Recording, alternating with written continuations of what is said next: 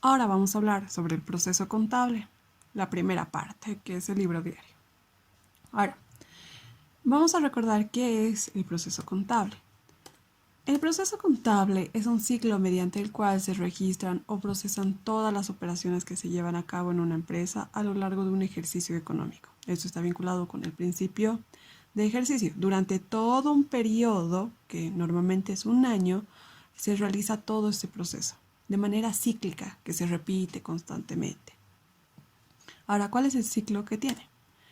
El primero es registrar las transacciones que ocurren dentro de la empresa en el libro diario. Luego lo pasan al libro mayor, se elabora el balance de comprobación, pasamos a registrar los ajustes, después el balance de comprobación ajustado y hoja de trabajo, preparamos los estados financieros y después se registran los asientos de cierre. Se cierra y luego comenzamos nuevamente con este ciclo. Libro diario, mayor balance de comprobación, etc. Y esto constantemente durante cada periodo contable. Ahora, lo que nos vamos a enfocar ahora es en el registro del libro diario. Y el libro diario en realidad es un registro cronológico de los hechos contables que ocurren dentro de una empresa. Como ustedes saben, un diario que se registra todos los días, diariamente, minuto a minuto, segundo a segundo, qué está ocurriendo dentro de la empresa. Esto nos posibilita controlar la integridad de la información, que esté absolutamente todo. Cada hecho contable se registra en el libro diario mediante un asiento diario. O sea, el libro diario está compuesto por varios asientos diarios, utilizando el sistema de partida doble. Ahora recuerdan que Luca Pacioli en 1492 creó la ley de doble partida. Y esta ley de doble partida nos dice que el debe siempre tiene que ser igual al haber. Más adelante vamos a entender qué es esto. Los asientos diarios contienen tres tipos de información. Las cuentas que son afectadas tenemos en un detalle. Una cuenta que es llevada al debe o al debitada y otra cuenta que es acreditada. Y estas tienen que tener sus montos. ¿Cuánto es lo que está afectando? También debe contener una explicación de la transacción, lo que se llama glosa. Explica qué ha ocurrido en esta transacción, qué es lo que representa este asiento. Y también tiene que tener dentro de la glosa una referencia al documento de respaldo. Ahora, esto es importante, todo tiene que estar respaldado, siempre tiene que existir documentación. Para entender todo esto del libro diario, es importante comprender el débito y crédito. La primera parte, ¿no? Las cuentas que son afectadas, cuáles van a una cuenta del débito y cuáles van a ser acreditadas. Para eso es importante entender qué es el débito y el crédito. Vamos a imaginarnos una T. En esta T, en el lado izquierdo, vamos a recibir el nombre de debe. Este es el debe. Y el derecho es el haber. Sus sinónimos. Este es el débito y este es el crédito. La acción. Cuando ustedes mandan una cuenta al debe, dicen debitar. Voy a debitar esta cuenta. Y cuando mandan al haber, voy a acreditar o abonar esta cuenta. El saldo. Cuando una cuenta tiene saldo positivo en el debe, es un saldo deudor. Y cuando tiene saldo positivo en el haber, saldo acreedor. Estos son conceptos que ustedes tienen que llegar a memorizar, tienen que saber bien esos conceptos. Ahora, ¿qué cuentas incrementan en el debe o en el haber? Continuemos con el tema del débito y crédito. Todos los activos incrementan en el debe y disminuyen en el haber. ¿Qué quiere decir eso? Imaginemos el efectivo. Ustedes crean una cuenta, Ustedes crean una cuenta bancaria. Van a aumentar su dinero. Pagan una deuda. El dinero disminuye en el haber. Les realizan un trabajo y les pagan en efectivo. Incrementa en el debe. Y así para cada cuenta. En el pasivo se prestan dinero, tienen una obligación, entonces incrementa sus obligaciones. pagan esa obligación, disminuye sus obligaciones. ¿Dónde? En este caso, incrementa en el haber, disminuye en el debe. El patrimonio incrementa en el haber y disminuye en el debe. ¿Por qué se mantiene así? El activo siempre tiene que ser igual al pasivo y el patrimonio. Y para que ambos lados, el debe y el haber, sean iguales, el activo incrementa en el debe, el pasivo y el patrimonio en el haber. Ahora, ¿qué otras cuentas tenemos? Si recuerdan, estas tres son las cuentas de primer grupo. Activo, pasivo, patrimonio son de la ecuación básica fundamental.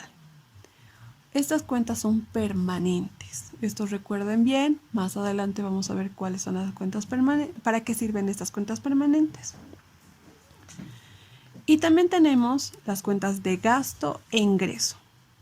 Estos gastos e ingresos son cuentas temporales y pertenecen a las cuentas del segundo grupo. Si ustedes recuerdan qué pasa con estos dos, forman parte de la ecuación de resultado del periodo es igual a ingresos menos gastos.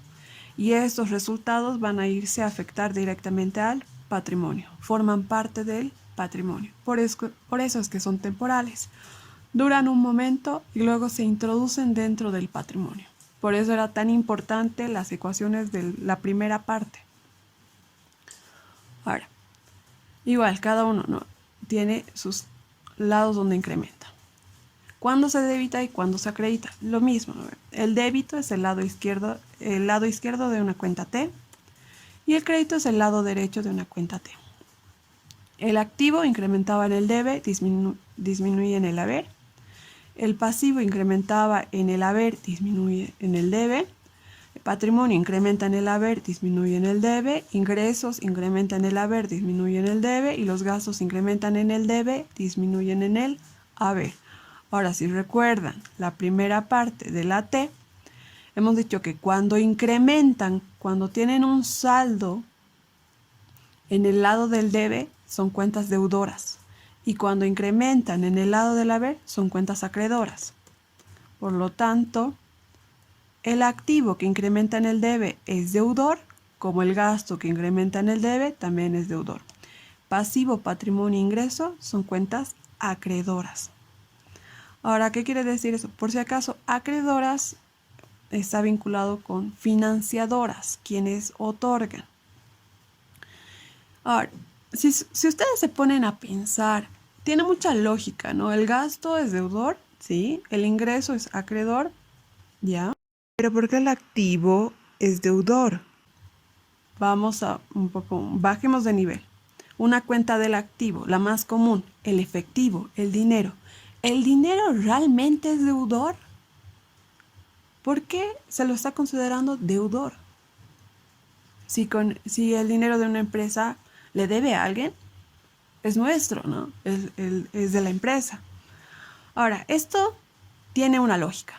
O sea, no es memorizar por memorizar, que esto tienen que saber sí o sí de memoria, pero también tiene una lógica. ¿Y de dónde viene? Todo parte, bueno, esta pregunta, ¿no? ¿Por qué tiene ese saldo? Todo a raíz de la ecuación básica fundamental. El activo es igual al pasivo más el patrimonio. ¿Recuerdan esta ecuación básica? ¿Qué significaba esto? Pongámosle sinónimos. El activo son bienes y derechos de la empresa. El pasivo son obligaciones que tenemos con terceros. El patrimonio son obligaciones con los propietarios. Pero estas obligaciones, o sea, nosotros decimos los bienes son iguales a las obligaciones tanto con terceros como con los propietarios, pero esos son los que financian. O sea, todos estos bienes y derechos que tiene una empresa han sido financiados por alguien. O sea, imaginen, compran un vehículo. El vehículo lo han comprado ya sea con dinero de un préstamo, se han prestado para comprar ese vehículo, o ese vehículo se lo han comprado por inversiones de los socios.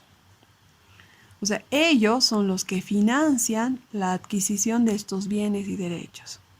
O sea, no aparecen de la nada. El dinero también.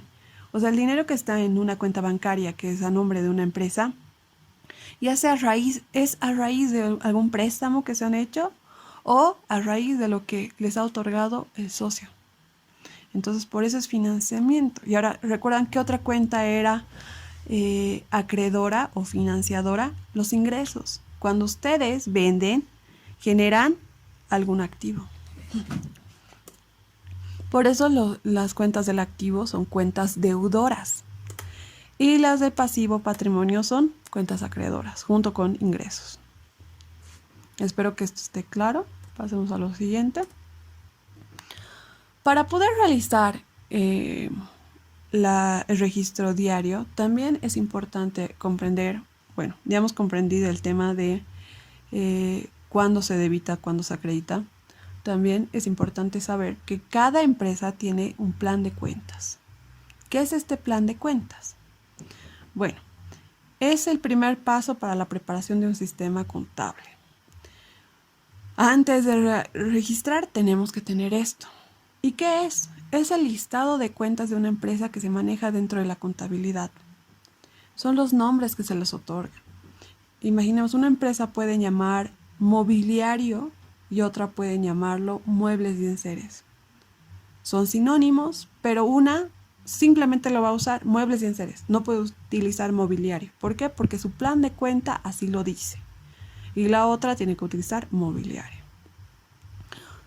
Y así hay varios ejemplos que más adelante van a ver. No me gusta que se los memoricen, pero sería bueno que ustedes se descarguen uno, curioseen, busquen cómo son los planes de cuentas de empresas grandes.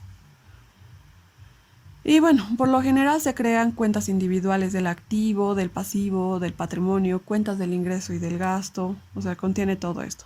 Se lo nombra con el número 1 y se les pone códigos. El número 1 es el tema del activo, el número 2 el tema del pasivo, el número 3 son cuentas de patrimonio, 4 ingresos, 5 gastos y 6 que son las cuentas de orden. Ahora, también para registrar hemos visto que tienen que tener sí o sí documentación de origen o de respaldo. Por lo general, los datos de las transacciones ingresan al sistema contable como documentos recibidos, o sea, tienen que haber recibido algún documento o ustedes haber preparado algún documento para que esa transacción tenga validez. Es una regla general de que deben registrarse solamente las transacciones debidamente documentadas. Todo tiene que tener respaldo. ¿Y cuál es esa documentación de respaldo? Normalmente es, si ustedes compran imaginemos compran maquinaria, tienen que tener una factura. Han vendido a alguien, tienen que haber emitido una factura. Han depositado a una persona, han pagado a alguien que ustedes debían. Entonces tiene que haber ya sea un cheque o tiene que haber una boleta de depósito. Entonces toda esa documentación tiene que estar respaldando cada asiento contable. Y recién, después de tener la documentación de respaldo, pueden registrar en el libro diario. En el siguiente video vamos a ver ya la parte práctica de un ejercicio que lo habíamos hecho previamente, el ejercicio de la empresa ABC.